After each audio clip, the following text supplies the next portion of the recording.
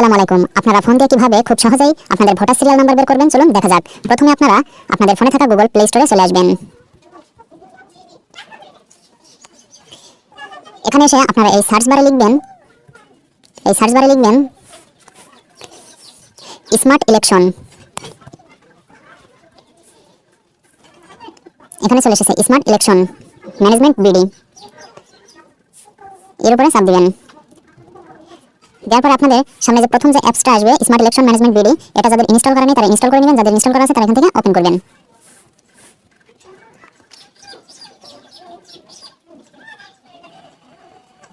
এরপর আপনাদের সামনে এমন একটি ইন্টারফেস আসবে। এখান থেকে আপনারা ইংলিশ অথবা বাংলা আপনাদের যেটা ইচ্ছা সেটা সিলেক্ট করবেন। আমি এখানে বাংলাটা সিলেক্ট করছি।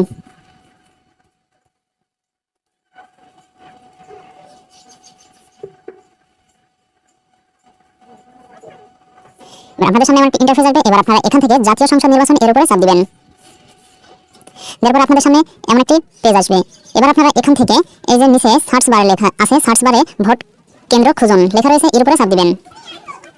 এরপর দেওয়ার পরে আপনাদের সামনে এমন একটি পেজ আসবে। এবার আপনারা এখান থেকে এনআইডি নম্বর দিবেন। এনআইডি যে 11 ডিজিটের যে নাম্বারটি আছে সেটা দিবেন। তারপর আপনারা নিচে এই যে এখানে আপনাদের জন্ম তারিখটা দিয়ে দিবেন। এখানে আমি আমার এনআইডি নাম্বার দিয়ে দিচ্ছি, জন্ম তারিখটা দিয়ে দিচ্ছি। এখান থেকে আপনারা এই যে সালের জন্য যে এই এরো চিহ্নই চাপ দিবেন। এখান থেকে অনেক সাল আসবে।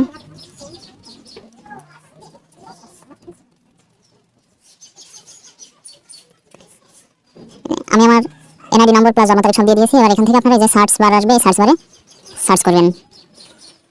তারপর আপনাদের সামনে সব চলে আসবে। এবার আপনারা এখান থেকে এই যে আপনার যেটা আপনাদের হচ্ছে ভোটার সিরিয়াল নম্বর, এই যেখানে চলে আসবে। এটা আমার হচ্ছে 838। আমি হচ্ছে আমাদের কেন্দ্র হচ্ছে প্রন্দরপুর সরকারি প্রাথমিক বিদ্যালয়। এটা হচ্ছে কেন্দ্রের ঠিকানা, এটা হচ্ছে প্রন্দরপুর।